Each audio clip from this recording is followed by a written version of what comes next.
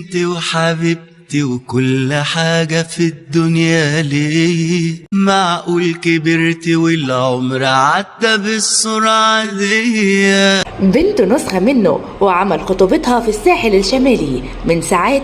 تصدر اسم الفنان محمد فؤاد منصات التواصل الاجتماعي بسبب حفل خطوبة بنته بسملة اللي أقيم في الساحل الشمالي وسط الأهل والأصدقاء المقربين.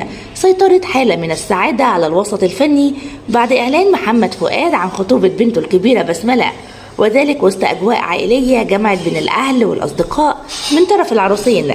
وخليني أقول لكم إن الفنان محمد فؤاد متعلق جدا ببنته، خاصة الكبيرة بسملة اللي احتفل بخطوبتها امبارح وسط أجواء مبهجة وفرحة كبيرة، وما كانش مستوعب إن خلاص بنته بتتخطب.